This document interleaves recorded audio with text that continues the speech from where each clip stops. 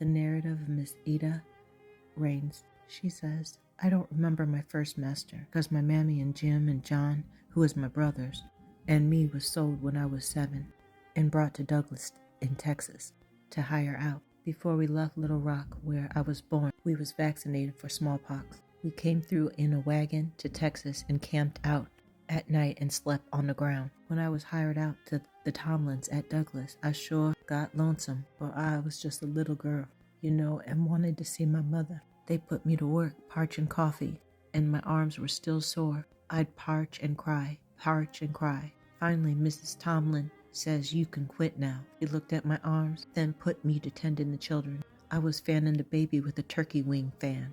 I fell asleep, and when Mrs. saw me, she snatched that fan and stuck me in the face with it. The scar on my forehead is from that quill that stuck in my head.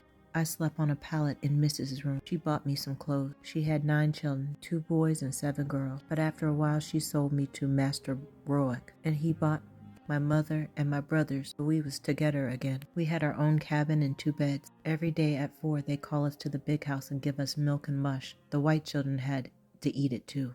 It was one of the master's ideas. He said he was raised that way. Now I must tell you about Christmas. Our biggest time was Christmas. Master'd give us maybe 4 bits to spend, and maybe we buy a string of beads or some such notion. Christmas Eve we played games. Gals love candy or hide and whoop. Know nothing about no Santa Claus, but we always know we'd get on Christmas morning. Old master call us together and give us new clothes, shoes too. We went to town on the eve and brung back our things in a cotton sack. That old sack was crammed full of things. Master didn't leave in no foolishness. Got 1 pair of shoe a year at Christmas. Most of the time they was red, and I always paint them black. I just didn't like red. I'd skim the grease off dishwater, mix it with soot from the chimney, and paint my shoes. In the winter we wore woolen clothes, and we got them at Christmas too. We was woke up in the morning by blowing of the conch. It was a big shell. They called us to dinner, and if anything else happened special, the conch